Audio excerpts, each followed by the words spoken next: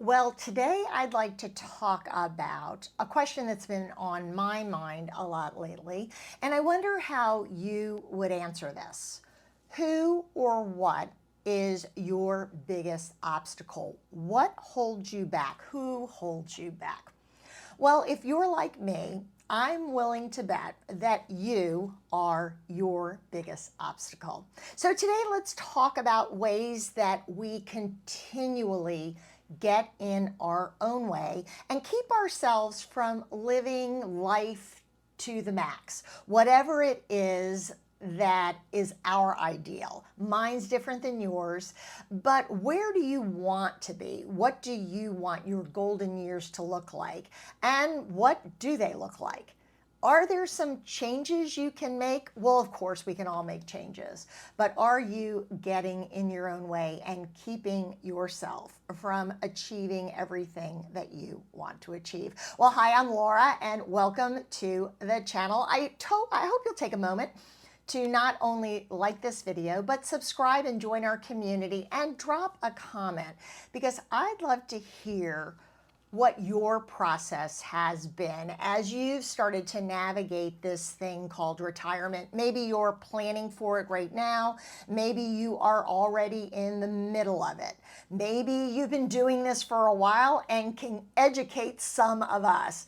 But in my last video, someone wrote a great comment. We were talking about socializing and saying yes to things and getting out of the house and forcing ourselves into situations that we may have experienced when we were professionals, building our career, climbing the corporate ladder, owning our own businesses.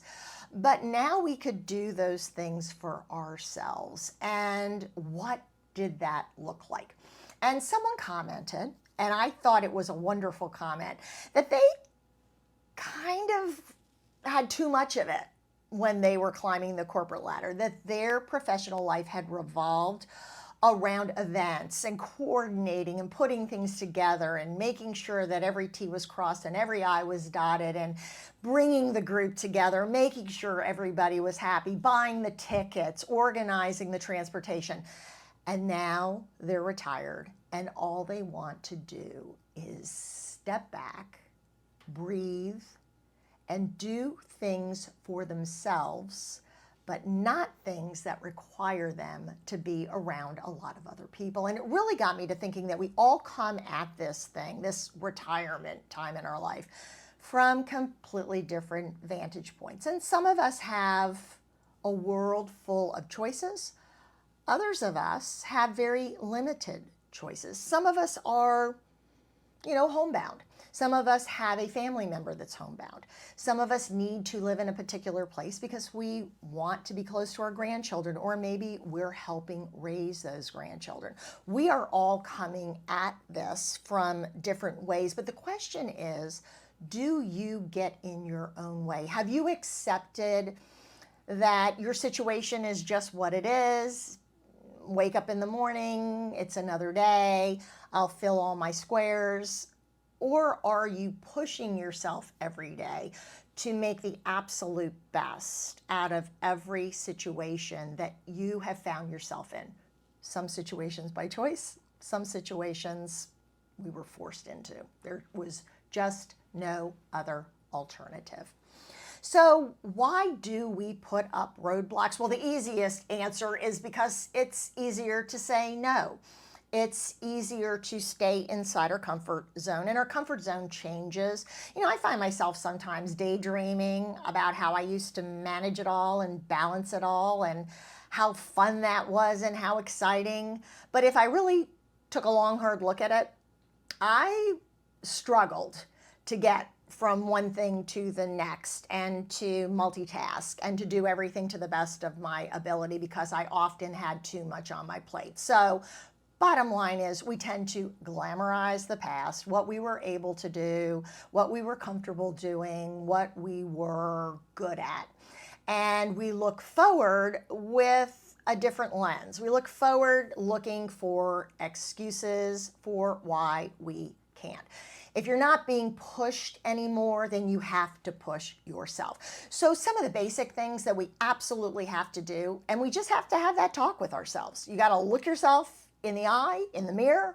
I always talk to myself in the bathroom mirror. I don't know about you, but you have to talk to yourself and say, okay, it's up to me.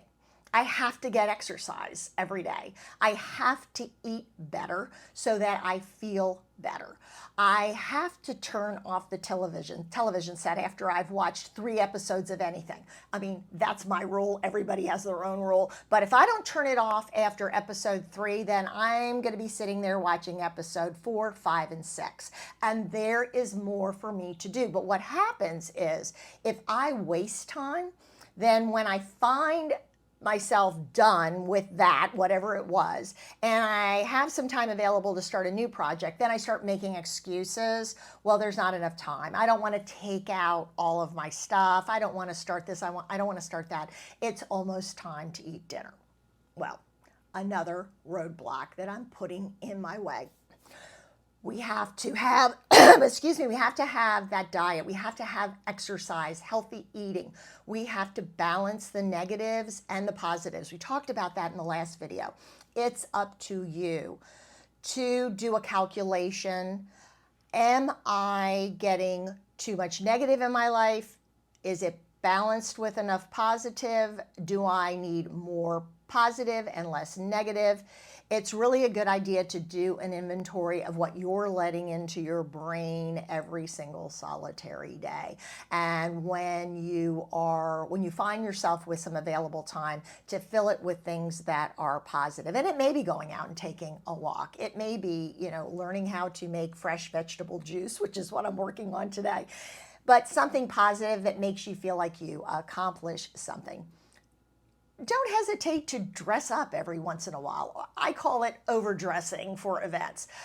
No one's ever put anyone down for being overdressed. Now, I'm not going to walk in the grocery store with a ball gown on, because I do have a few of those from my days of being mayor, all the galas that I had to go to, but that's long gone. So now, if I want to put on even a nice summer sundress and a cute pair of sandals, if I want to wear a nice pair of slacks and a pretty sweater, to go to the grocery store, to go pick up my dry cleaning and run a bunch of errands in town, guess what? I'm going to do it because it makes me feel good. And when I get home, I throw back on my sweats. But get yourself feeling good about yourself, and that can be as simple as throwing on a fresh pressed blouse, fresh pressed shirt, and hitting the town to run some very mundane errands. Make sure that you are inventorying what is going on in your life day in and day out, so that you don't fall into any habits, because habits become something you have to break, and breaking habits is something most of us don't look forward to. So when you feel yourself falling into a pattern that can potentially be habitual, and it's not something good, it's not something that brings you joy or makes you feel more positive or more mentally stimulated, then step back and stop yourself before it becomes a habit. Saying no to invitations and opportunities easily becomes a habit. I'm going downtown, one of the big cities near me, so about 35, 40-minute drive in traffic at 5 o'clock tonight to get to a very small concert that's being held in a church in a neighboring city. And I had the opportunity to say no. It's a weeknight. I could have easily said no, but I forced myself to say yes. I mean, I had a little struggle, one on one shoulder and one on the other. I'm going to have to get up. I'm going to have to do my makeup. I'm going to have to wash my hair, blow dry my hair. The good news is I'm going to do a YouTube video because I don't know when the next time is my hair will look this nice. But I said yes to something I easily could have said no to. I pulled away the roadblock, and I gave myself permission to go out and have fun. And for me, it's going to be a little bit of physical stimulation, but more mental stimulation. I haven't been to a concert and it'll be very small, probably 60, 70 people. But I haven't done that in a long time. And I know that driving home, even though it's going to be late at night, I'm going to come home refreshed. And I'll be a happier person tomorrow because I pushed myself to do something different. And I'll close with this. It's important as we get older to let things go. Often the roadblocks that we put up in our own way are those nagging thoughts that we have about how someone else drives, how the waitress or the waiter served us in the restaurant. Was the food good? It wasn't up to my standards. It wasn't hot enough. The bank teller wasn't fast enough. The dry cleaner didn't have my laundry ready. The library didn't have the book that I had been looking for. Oh, a wasted trip. We get very set in our ways. I've gotten a lot worse since COVID. I call it the COVID hangover. I have gotten a lot more particular, a lot less easygoing about what other people around me are doing. And for the last 6 to 8 months, I have been really challenging myself to knock it off, to just knock it off. Let them go. Let them go do what they want to do. Let them complain. Let them drive too fast. Let them, get on your tail. I'm going to pull over, okay? I don't care. Let them go.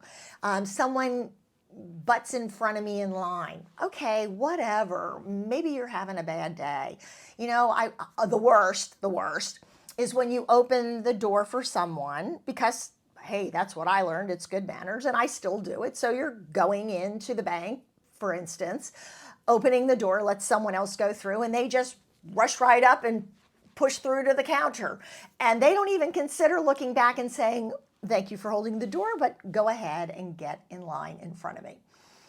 We get so wrapped up in things not being up to snuff that we get edgy, we get irritated with what other people are doing, we start watching what other people are doing, maybe because we're not as busy as we used to be. I used to be worried about too many things to take the time to look and see what the guy in front of me or the gal behind me was doing. Now I find myself standing in the line at the grocery store and being a lot more aware of what people are saying, what people are doing, who's taking way too long. And so I feel like in my brain, I have to have this little conversation with myself about, oh my gosh, do you see what they're doing? And what a pain in the neck. And why do you get there and not be prepared? Why didn't you have your credit card out of your wallet?